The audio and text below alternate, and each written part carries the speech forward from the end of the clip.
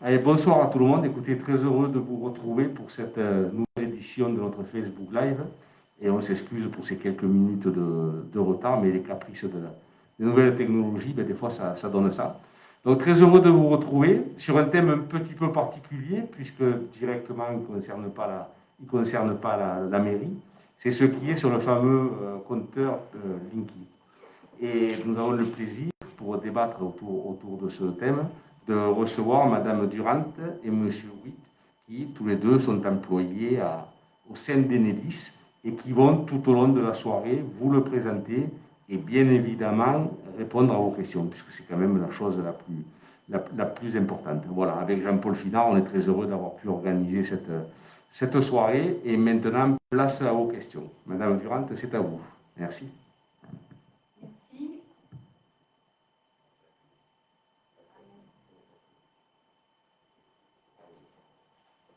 Oui, bonjour à tous et merci Monsieur le maire, merci Monsieur Finard de nous recevoir en mairie. Donc effectivement, ce soir, nous vous proposons de répondre à toutes les questions que vous vous posez sur le compteur Linky et le remplacement de ces compteurs à Vandargue. D'abord, je me présente, donc Anne Duranté, je suis en charge des relations pour Enedis avec la collectivité, avec la commune de Vandargue. Et puis je laisse Monsieur Wipp se présenter. Oui, bonjour à tous, c'est Sylvie. Donc, moi, je suis en charge de la relation avec l'entreprise prestataire qui va poser les compteurs Linky sur Vandargue. Donc je m'assure qu'ils respectent leur contrat qu'ils ont passé avec Enedis. Voilà, alors peut-être en deux mots au départ, qu'est-ce que c'est que l'entreprise de service public Enedis? Notre mission, c'est d'acheminer l'électricité du point de production au point de consommation. C'est-à-dire qu'on amène l'électricité de la centrale de production nucléaire ou bien des panneaux photovoltaïques jusqu'à votre compteur pour que vous puissiez utiliser l'électricité. Notre mission, c'est d'assurer cette fourniture d'électricité en continu, 7 jours sur 7, 24 heures sur 24. Donc l'entreprise Enedis, c'est des 36 000 salariés en France. Et sur la région, nous sommes 1400 à votre service.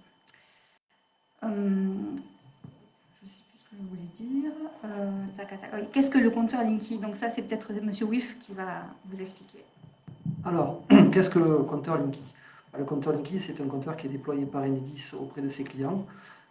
Il s'agit d'une nouvelle génération de compteurs d'électricité qui est adaptée aux nouveaux usages et aux nouveaux enjeux de demain. Comme le compteur actuel, il décompte les consommations, mais propose aussi de nouveaux services immédiats afin de faciliter la vie et démarches au quotidien. Donc vous avez un exemple, donc le savez-vous, donc le compteur ne change rien à votre contrat, ni au prix de l'électricité qui vous est facturée. La pose du compteur est sans aucun frais et l'intervention dure en moyenne 30 minutes. Oui, donc en effet, puisque le compteur, c'est un élément du réseau d'électricité, et ce réseau d'électricité qui appartient aux collectivités en fait. Et le compteur Linky, en fait, il est déployé à la demande des pouvoirs publics, c'est-à-dire que Enedis, en tant qu'entreprise de service public, on nous a demandé de changer tous les compteurs d'ici 2021 pour accompagner la transition écologique. Alors, en quoi Linky est-il utile à la transition écologique? Eh bien, il permet notamment de contrôler sa consommation d'électricité. Il permet également de faciliter l'intégration des énergies renouvelables, c'est-à-dire qu'on peut beaucoup plus facilement maintenant avec Linky produire de l'électricité sur son toit localement et utiliser localement son électricité. Ça permet également de gérer ce qu'on appelle les intermittences de production, c'est-à-dire que, par exemple, un toit photovoltaïque qui va produire de l'électricité l'après-midi à 14 h, c'est là qu'il va produire au maximum, mais nous, on a besoin de l'électricité le soir à 19 h quand on rentre à la maison. Donc le compteur Linky, il permet, vu du réseau, gérer un peu, cette différence entre la production et la consommation.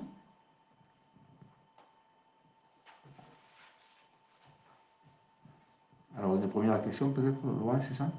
Oui, elle va arriver. Allez, elle arrive. Sinon, je continue. Je vais l'exposer. Qu'est-ce que je peux dire encore sur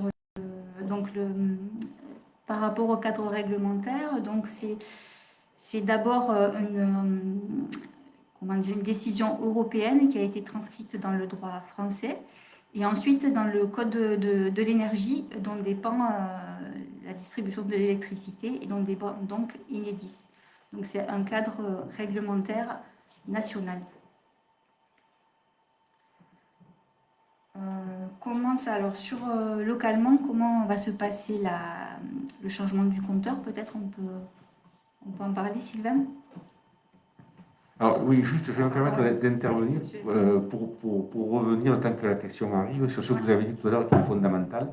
C'est-à-dire que historiquement, les compteurs, les compteurs classiques ou autres, ils appartiennent aux collectivités. Donc à un moment ou à un autre, ils ont appartenu à la mairie.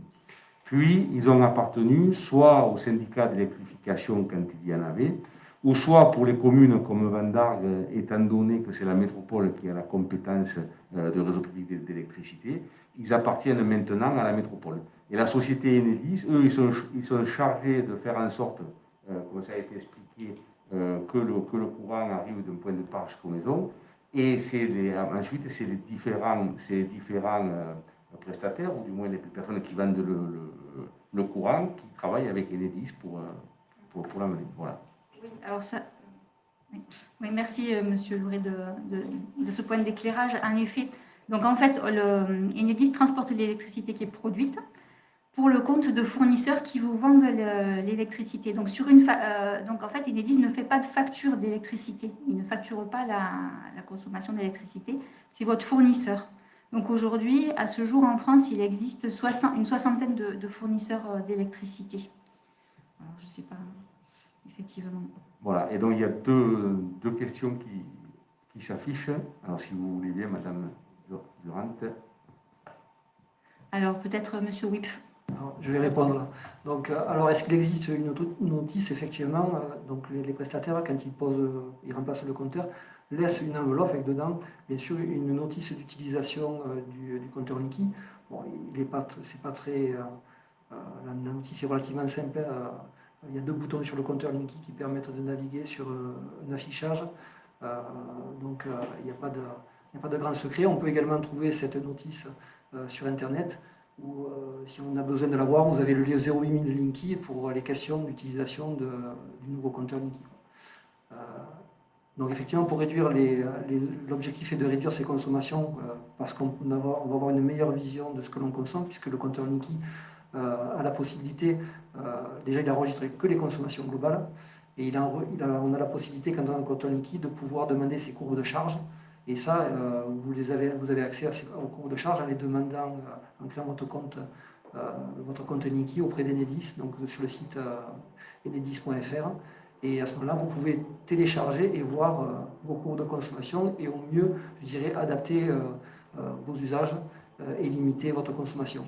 Mais déjà, il y a une chose qui était peut-être intéressante concernant les consommations, que je pouvais vous donner comme information, qui a été peut-être pas présentée, qui sera présentée dans le PowerPoint que vous avez, c'est que l'ADEME, qui est un organisme indépendant d'Enedis, qui a calculé que le fait de connaître ses consommations journalières faisait réduire, si on avait le bon comportement adapté, de 10% ses consommations. Donc ça déjà, c'est des choses qui ont été calculées. Donc c'est vraiment très intéressant de pouvoir avoir cette vision de ce que l'on consomme journalièrement.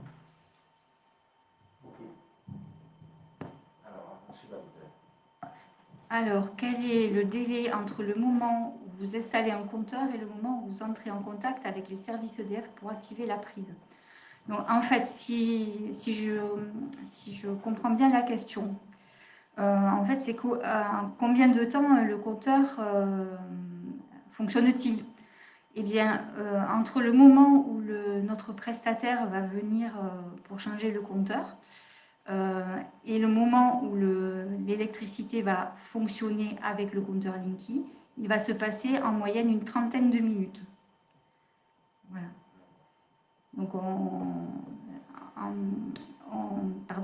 l'installation nécessite une petite interruption, une petite coupure d'électricité, le temps du basculement, pour éviter que le prestataire ne s'électrocute, bien évidemment.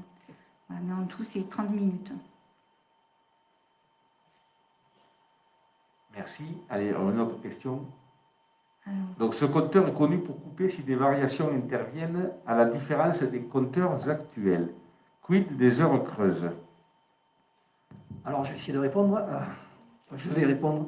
Alors, le compteur Linky, il a un gros intérêt, c'est que, en fait, il voit ce qui se passe sur notre réseau, puisqu'en fait, il voit comment notre réseau se comporte.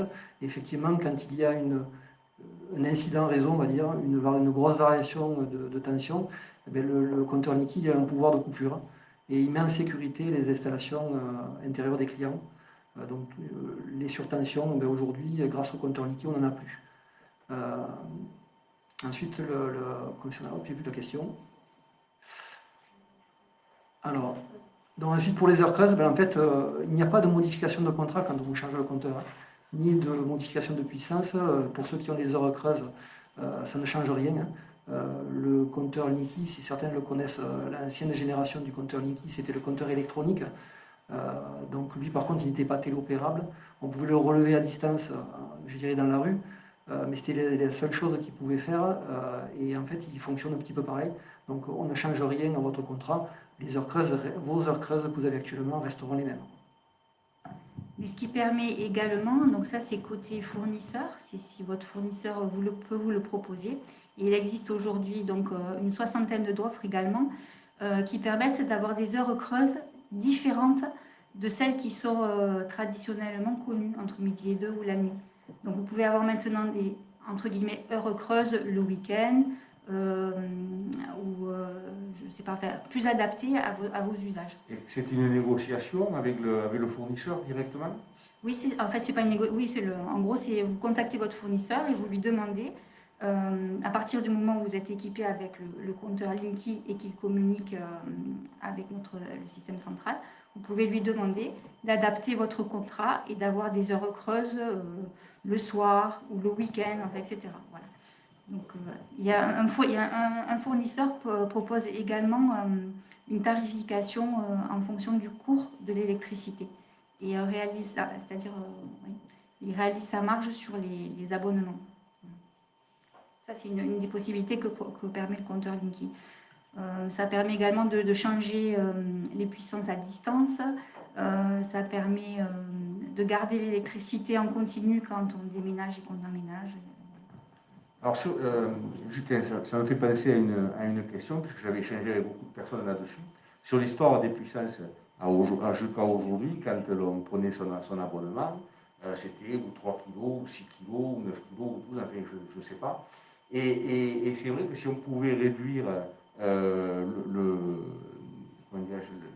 l'écart de poids entre 3 passer à 4, ou passer à 5, ou passer à 4,5, ça pourrait être une source d'économie au niveau de l'abonnement. Est-ce que c'est possible, ça? Alors je vais répondre. Alors en fait, voilà, Enedis, on laisse la possibilité aux fournisseurs, aux vendeurs d'électricité, justement de faire ce type d'offre tarifaire, puisque effectivement le compteur Linky peut gérer la puissance contractuelle au kilowatt près. Donc aujourd'hui, bien sûr, on attend que les fournisseurs proposent ce type de service qu'aujourd'hui propose, qui est accessible, qui est permis par le compteur Linky. Mais là, c'est aux fournisseurs après à offrir ce type d'offre commerciale. Mais effectivement, le compteur Linky a cet avantage que, en fait, historiquement, on n'avait que 3 types d'heures qui existaient, 3 types de contrats qui étaient possibles avec les anciennes générations de compteurs. Hein, si on reprend le simple tarif, le tarif à heure creuse, et le tarif, on va dire, historique d'EDF, qui était le tempo.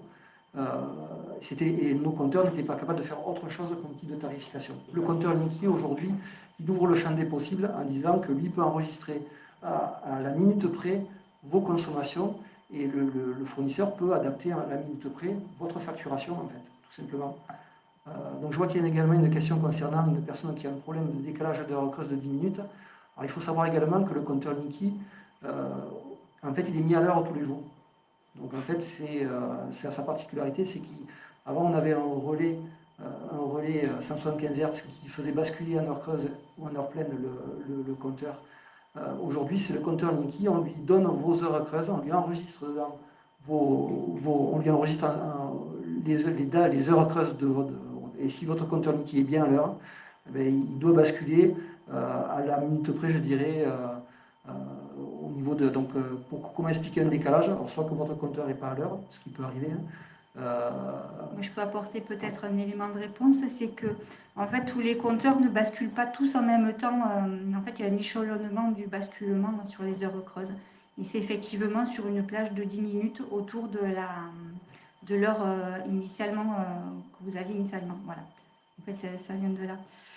Et si coupure, combien de temps dure-t-elle? Donc, si c'est des coupures lors de l'installation du compteur, ça dure un quart d'heure, une dizaine de minutes, un quart d'heure. Et si c'est des coupures pour protéger des surtensions du réseau, donc en fait, donc le compteur va arrêter la fourniture d'électricité. Et s'il n'y a pas d'autres incidents sur le réseau, en fait, il va se réenclencher tout seul au bout de 45 secondes, je crois. Et si vous êtes un petit peu pressé, vous pouvez vous-même le réenclencher en appuyant sur le bouton plus ou en appuyant sur le disjoncteur. Voilà, pendant 10 secondes. Voilà. Alors, une autre question, j'ai depuis quelques années un compteur intelligent consultable à distance, mais il est blanc. Faut-il le changer? Je n'ai pas encore vu de compteur Linky blanc. Voilà, donc. Est-ce que c'est. Alors, il est possible que votre compteur soit un compteur du type industriel, c'est-à-dire que vous êtes peut-être alimenté avec une puissance qui est supérieure à 36 kVA, 36 kW en fait. Voilà. Et ce type de compteur est effectivement communicant depuis plus longtemps puisqu'il s'adressait essentiellement aux entreprises et il est blanc. Donc ça doit être ça. Qu'est-ce qu'on peut dire d'autres choses? Tac, tac, tac. Qu'est-ce qu'on voulait vous dire aussi pour vous rassurer? Donc peut-être qu'on peut vous parler de tout le dispositif qui va se dérouler avant que notre prestataire puisse venir changer votre compteur chez vous, Sylvain. On peut même afficher le slide numéro 6. Vous aurez les éléments concernant le prestataire. Donc comment ça se passe alors, en fait? Je pense que certains ont déjà dû recevoir un courrier de prévenance d'Enedis que l'on envoie entre 30 et 45 jours avant que l'entreprise commence à contacter les clients pour déployer les compteurs Linky. Dans ce courrier, bien sûr, il y a le nom de l'entreprise qui est mandatée pour changer les compteurs chez vous. Donc c'est l'entreprise SFATD qui est mandatée par Enedis. Vous aurez également dans ce courrier leurs coordonnées téléphoniques pour pouvoir les contacter et demander un rendez-vous. Ensuite, nos prestataires sont tous équipés, bien entendu, d'éléments visuels. Donc sur les véhicules, vous allez avoir partenaire Enedis Linky. Également, les techniciens seront tous munis d'un badge d'identification avec leur société et avec un logo Enedis, qui sont partenaires à Enedis, donc pour garantir en fait que vous n'allez pas être, ça va pas être quelqu'un d'autre qui va venir vous remplacer le compteur.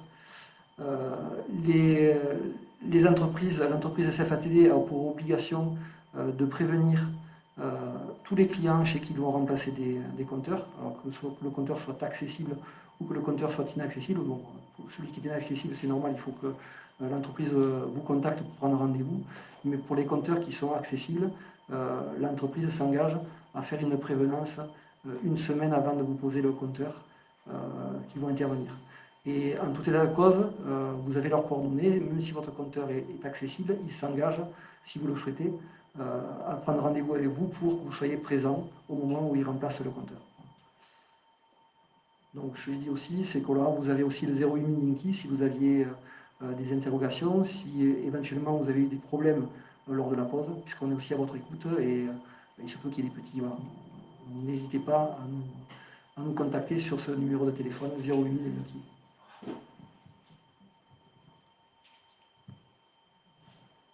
Alors, une question qui vient d'arriver sur le téléphone. Allez-y. Oui, alors donc c'était la question sur le moment où on peut, alors la prise en compte du changement de compteur. Vous avez procédé au changement de mon vieux compteur qui ne tournait plus qu'à heure pleine depuis le mois de mai. Vous n'avez toujours pas clôturé l'intervention.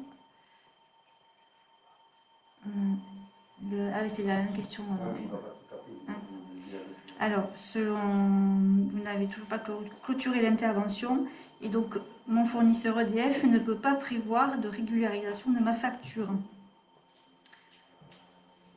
Mon compteur tournait à heure pleine uniquement depuis septembre 2019.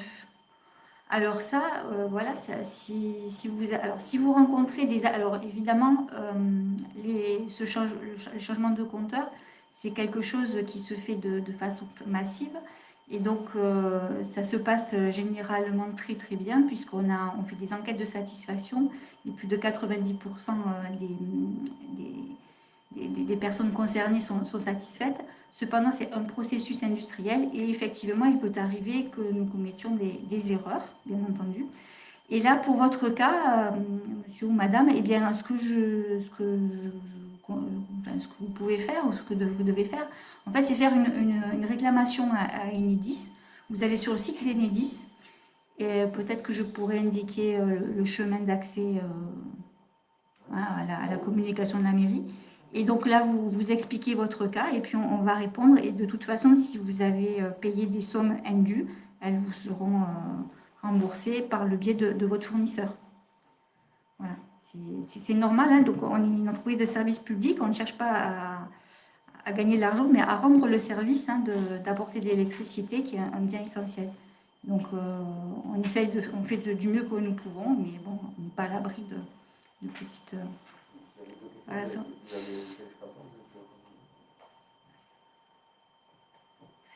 Après, je pense qu'il y a une question sur le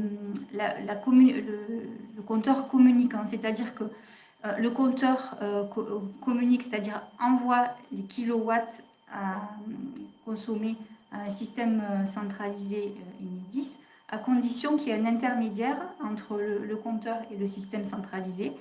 Et il peut arriver, parce que si votre compteur a été changé en 2020, il peut arriver que cet élément intermédiaire ne soit pas encore installé.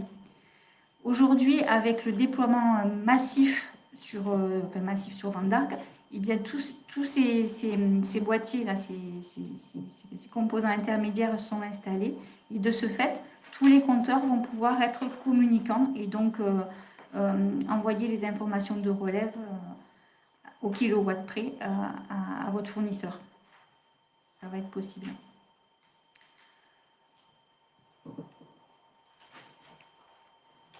Alors, ce que peut permettre également le compteur, c'est si jamais vous êtes... il y a une panne, en fait, une panne dans le quartier. Eh bien, jusqu'à maintenant, c'est vous qui nous appeliez, qui nous téléphoniez pour nous signaler la panne. Et donc là, c'est le compteur qui va nous signaler que nous avons une panne de réseau, c'est-à-dire que la fourniture d'électricité est interrompue. Et donc ça, c'est avant même que vous puissiez vous en apercevoir, ce qui fait que ça limite énormément les temps de coupure.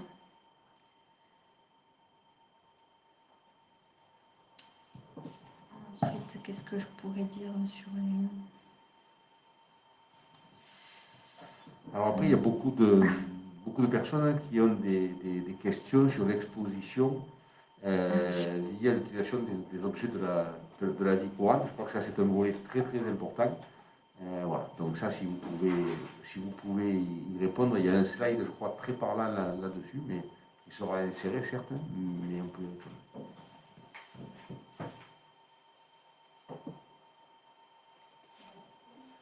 Alors, quand on parle d'exposition, au niveau des utilisations des objets, quand on parle, donc le compteur Niki, il communique vers l'extérieur. Donc il n'a pas de communication, je dirais, dans les habitations. C'est pas ce qu'on lui demande, c'est pas son rôle. Donc le compteur il communique avec ce qu'on appelle avec le courant porteur en ligne, qui est une technologie qui existe depuis les années 50. Et d'ailleurs, Enedis l'utilise notamment pour le basculement au niveau des heures creuses, heures pleines, sur cette autre tarifaire. Donc, en termes d'exposition, c'est ce qu'on peut se dire, mais est-ce que le CPL est-il dangereux? En fait, non, en termes d'exposition, on s'aperçoit que le compteur Linky, il est 600 fois en dessous, quasiment 600 fois en dessous les normes d'exposition réglementaires. Donc les expositions, on vous le mettra à disposition, donc c'est 0,1 volts par mètre, alors que si on prend par exemple un fer à repasser, si je dis pas de bêtises, on serait aux alentours de 120 volts par mètre. Donc en termes d'exposition, donc le compteur ne pose pas de problème. Donc après au niveau des usages, donc le compteur Linky, il ne communique que vers Enedis et ne reçoit que des informations venant d'Enedis, mais pas que. Vous pouvez après lui adjoindre, en fonction de votre fournisseur, éventuellement des gestionnaires. Donc comme le compteur électronique qui est de la génération précédente, on peut piloter une partie, enfin du moins une partie de son installation, notamment au niveau des chauffages. On peut intégrer également avec le compteur Linky des nouveaux usages comme les véhicules électriques, donc pour suivre sa consommation sur les véhicules électriques et aider au pilotage de ces installations-là. Donc de la particularité d'offrir des contacts virtuels informatiques qui sont de l'ordre de 7. Donc un contact, un interrupteur, on va dire, pour le Cumulus, qui est un interrupteur qui ouvre et qui ferme et qui autorise la chauffe de votre Cumulus quand vous êtes en heure creuse. Et après, voilà, les 7 autres contacts virtuels sont à disposition, mais ça c'est je dirais après de l'ordre des fournisseurs, en fonction de leurs offres, de vous accompagner, je dirais, dans l'utilisation de ces contacts virtuels.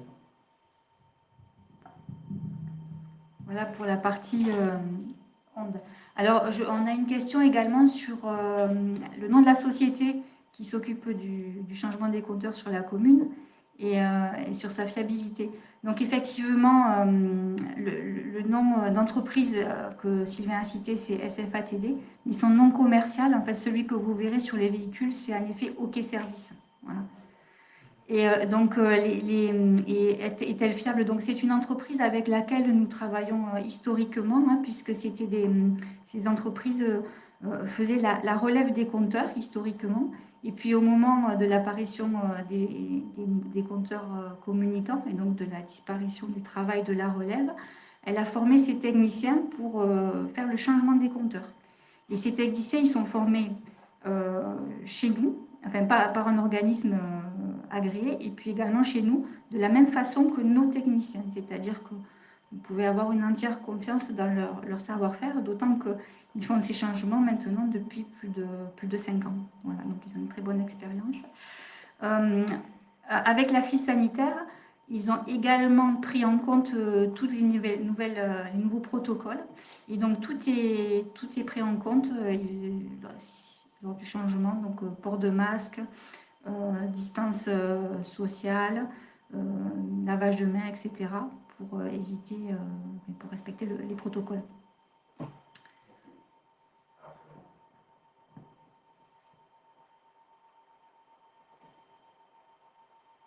Alors, le redémarrage des piscines.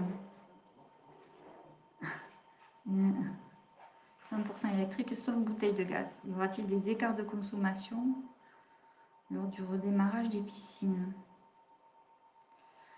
Alors, je ne connais pas la puissance d'alimentation des piscines. Adaptation immédiate en 45 secondes. Je ne comprends pas bien la question, mais alors je vais essayer de l'interpréter. En fait, le compteur le fait de changer le compteur, ça ne change absolument rien à la fourniture d'électricité, à l'arrivée d'électricité chez vous, en fait, en gros. Donc, il n'y a pas d'adaptation puisque c'est la même chose, c'est-à-dire que le courant va traverser le compteur de la même façon qu'il traverse votre compteur actuel qui est soit électronique, soit électromécanique. Voilà ce que je peux dire.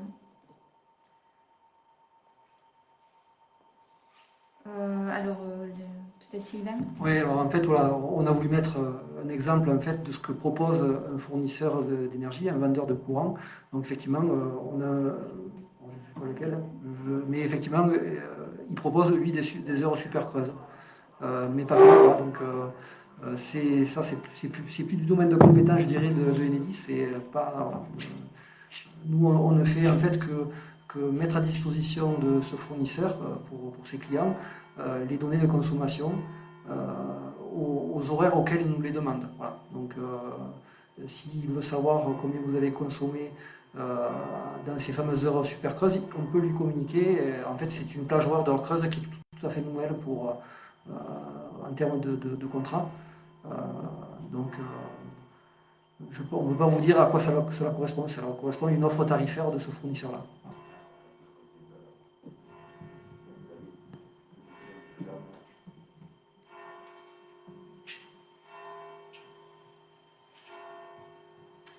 Ah oui, ça c'est pour Sylvain. En fait, c'est sur je te dis la question. En fait, aucune demande de rendez-vous n'a été faite pour le changement de compteur. Et quand la personne est revenue chez elle aujourd'hui à 13h, le compteur avait été changé. Et alors que chez sa maman, il n'a pas été, sur la même propriété, il n'a pas été changé. Alors voilà, merci pour la question. Donc en fait, oui, comme on l'a dit, des fois il y a des petits couacs. Donc n'hésitez pas, quand vous avez ces situations où l'entreprise OK Service ne respecte pas son contrat, parce que là c'est ne pas respecter son contrat, de ne pas prévenir les clients. Comme je vous l'ai dit tout à l'heure, il y a obligation pour l'entreprise de prévenir, même sur des compteurs accessibles, la période sur laquelle l'entreprise vient remplacer votre compteur. Donc si elle ne respecte pas son contrat, vous pouvez nous faire une réclamation et on mettra en contrainte l'entreprise pour qu'elle s'améliore dans le respect de son contrat. Donc effectivement, c'est une défaillance. L'entreprise doit vous contacter, doit vous prévenir. Alors, elle doit vous prévenir effectivement par courrier. Je sais aussi également qu'elle peut éventuellement, si on connaît votre adresse mail, donc éventuellement envoyer par courriel cette information-là. Notamment que nous aussi, Enedis, quand on envoie notre fameux courrier 45 jours avant que l'entreprise intervienne, on utilise également tous les moyens de communication qu'on a à notre disposition. Donc si on connaît votre adresse mail, on va éviter de vous envoyer un courrier par la poste et vous l'envoyer également par mail. Mais je vous confirme que l'entreprise, quand elle ne respecte pas son contrat, n'hésitez pas à faire une réclamation. Vous pouvez également le faire très facilement en nous appelant. Le 08000 Linky là, qui sera affiché, qui fera partie du document qui sera laissé. On prend aussi ces réclamations-là et on met en contrainte et on demande à l'entreprise de s'expliquer quand elle ne respecte pas ses engagements. Alors, le fait qu'il y ait qu'un chauffeur sur la propriété qui était changé, c'est oui, d'une part, premièrement, c'est pas très, on va dire, très productif parce que ça veut dire qu'il y aura 2 déplacements alors qu'il aurait pu en avoir qu'un seul.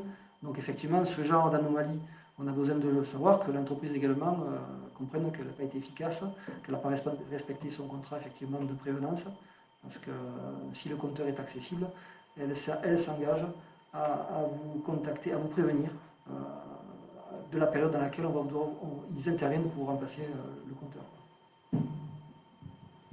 Alors on a une question aussi, j'ai des panneaux photovoltaïques et cela va-t-il générer un problème?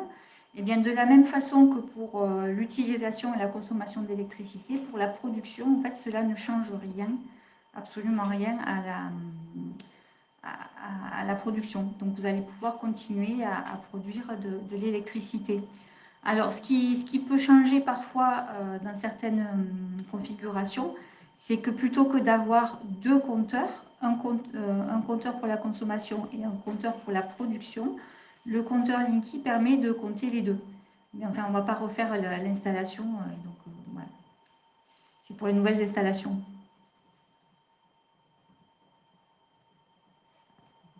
Sur les panneaux photovoltaïques, voilà, je crois que c'est bon. On a une nouvelle question. Peut-on choisir nous-mêmes les heures creuses ou cela dépend de notre fournisseur? Ça dépend de votre fournisseur. Voilà. Donc aujourd'hui, le compteur Linky, comme je le disais, il peut proposer toutes les plages horaires d'heures creuses possibles. Il est horodaté. On a juste à lui émettre et c'est en fonction de l'offre de votre fournisseur. Donc c'est vers lui qu'il faut se retourner pour lui demander.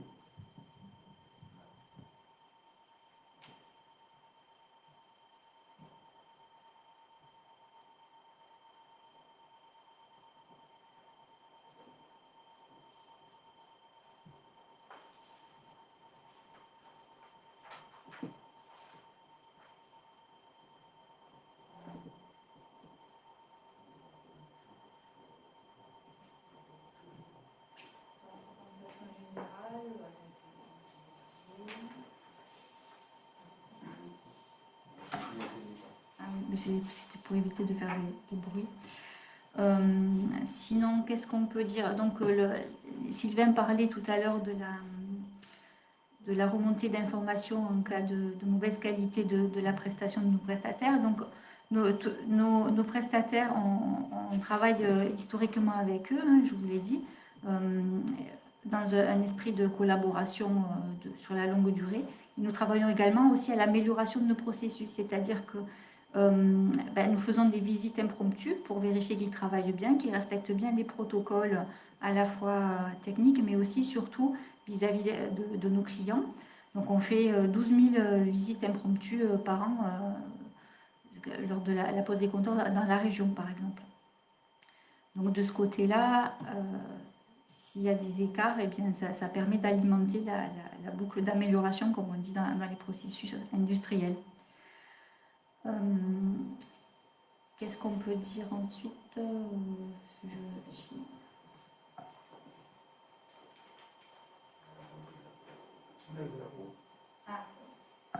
Ah voilà, et si vous la voyez maintenant, la diapositive qui vous montre les niveaux de champ électrique en voltmètre utilisés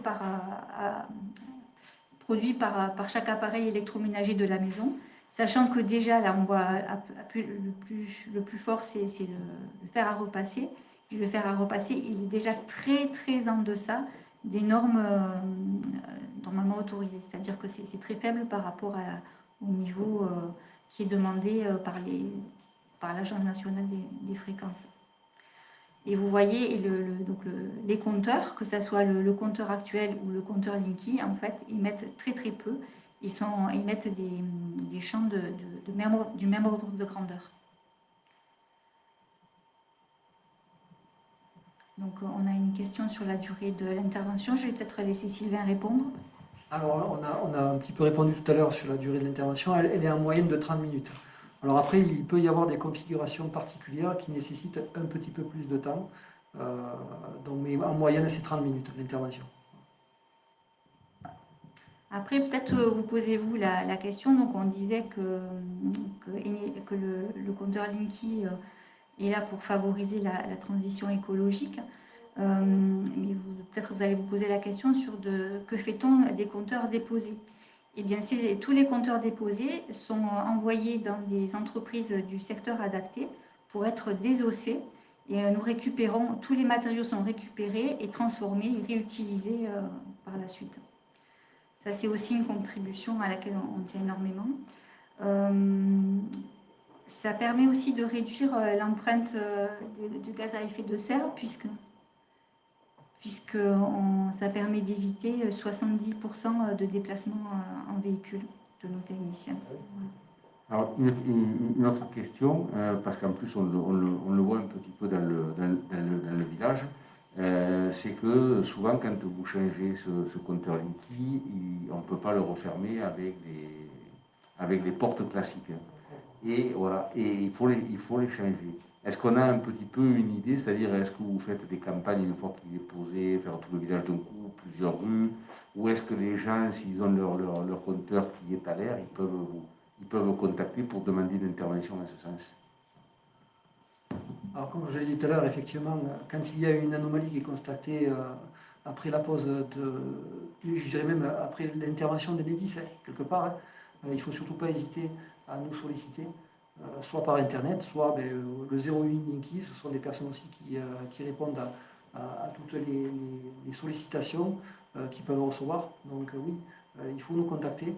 Alors après, une porte de coffret qui ne ferme plus après la pose d'un compteur Niki, c'est pas très normal. Normalement, le compteur Niki prend la même place que l'ancien compteur. Donc si la porte fermait avant, elle le refermait après. Donc il n'y a pas de problème là-dessus. Donc on le traite dans le cadre de réclamation. Par contre, si votre porte de coffret elle est vétuste, parce qu'elle a un certain âge, ce n'est pas de la responsabilité de l'entreprise de vous changer, je dirais, ce n'est pas dans sa mission de changer la porte. Par contre, bon, voilà, si effectivement elle fonctionnait bien, elle fermait bien avant, il est clair que l'entreprise doit faire en sorte que quand elle repart, l'installation qu'elle laisse était la même quand elle est arrivée, quoi. Ça c'est clair là-dessus. Il y a une question sur la fiabilité des rendez-vous. Mais simplement, donc OK Service est-il effectivement un partenaire fiable? Est-il effectivement un partenaire d'Enedis? Oui, d'ailleurs, ce que j'ai oublié de dire, c'est que les poseurs ont un badge partenaire Enedis avec leur photo. Et ce badge est non copiable, en fait, il est non recopiable. Donc, c'est une garantie déjà pour de s'assurer que c'est bien la bonne entreprise et le bon poseur qui se présente chez vous.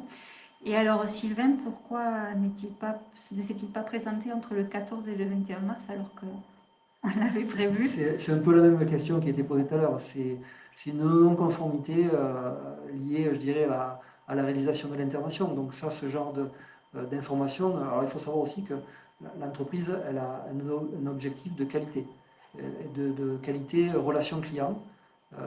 Donc c'est pour ça que quand on a posé un compteur Niki, vous allez recevoir après un SMS de Enedis vous demandant comment s'est passée votre intervention et ils seront rémunérés, l'entreprise, par rapport à des indicateurs de qualité. Donc effectivement, chaque fois qu'il y a une anomalie, mais aussi que chaque fois que ça se passe bien, Enedis a besoin d'être informé. Voilà. Donc n'hésitez surtout pas à nous faire remonter toutes les anomalies que vous pourrez détecter sur les suite à la pose du compteur Niki. Il n'y a pas de problème là-dessus. Alors, une question. Nous n'avons pas pu avoir un échange correct avec Enedis. Refus de nous envoyer le courrier, pourtant prévu dans le protocole. Alors, c'est pareil. Alors, soit c'est une anomalie du process industriel, donc 36 millions de foyers ont pu changer de compteur là, depuis 2016, donc ça fait du volume, donc l'erreur arrive. Alors quand même, je m'interroge.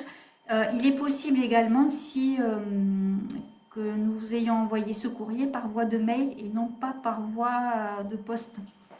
Voilà, donc peut-être avec une erreur de saisie dans le mail. Donc si vous, mais Sylvain, peut-être que vous pouvez nous donner vos coordonnées, on peut peut-être voir ce qui se passe par rapport à ce courrier.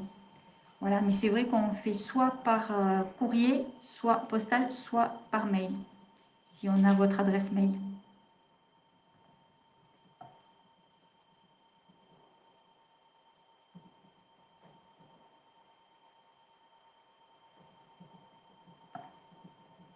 Alors, une question par rapport à qui est responsable en cas de changement de compteur dans un logement social ou un logement qui est loué.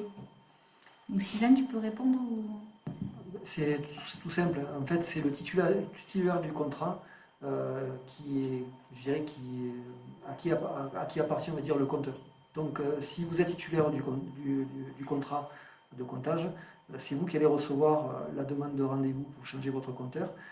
Si vous n'êtes pas titulaire du contrat d'électricité, ce n'est pas vous qui allez recevoir, ça va être la personne qui est titulaire. C'est vrai que le compteur se situe à l'intérieur du logement, mais c'est un élément du réseau, au même titre qu'un poteau ou un câble électrique. Et du coup, comme le rappelait Monsieur le maire précédemment, c'est-à-dire qu'il appartient à la collectivité. Et c'est la raison pour laquelle, que vous soyez locataire ou propriétaire, finalement, si vous êtes locataire, vous n'avez pas besoin de demander l'autorisation à votre propriétaire pour que le compteur soit changé, en fait.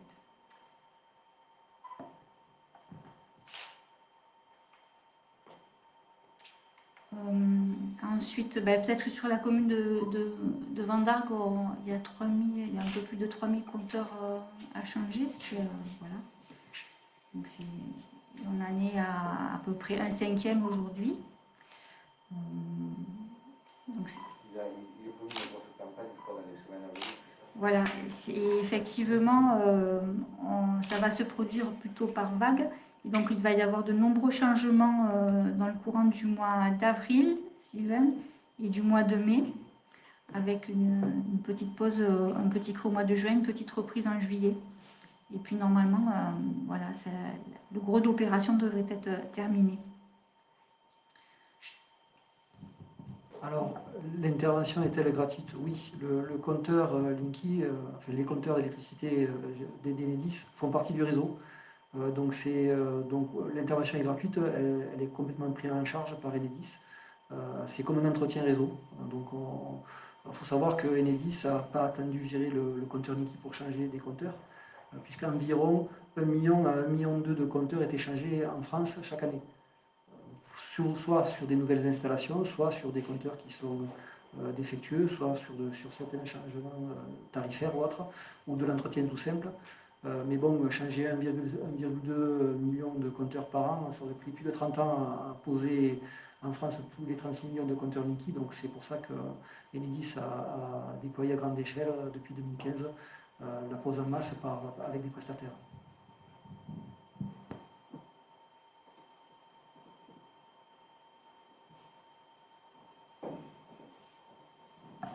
Donc, si jamais vous souhaitez approfondir certaines questions, on laissera à la commune toute la bibliographie, l'accès aux différents textes et aux différentes analyses qui ont été faites sur le compteur.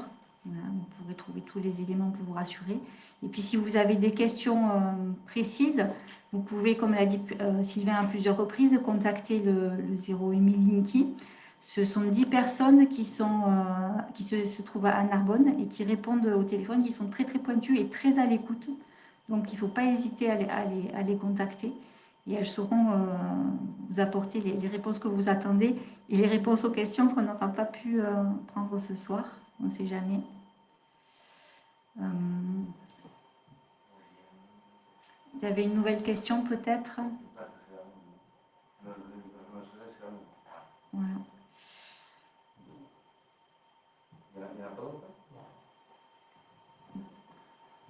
Bon, mais écoutez, on arrive au terme de cette émission. Bien évidemment, comme l'a dit Madame Durand, et si vous avez des questions, ils répondront avec plaisir.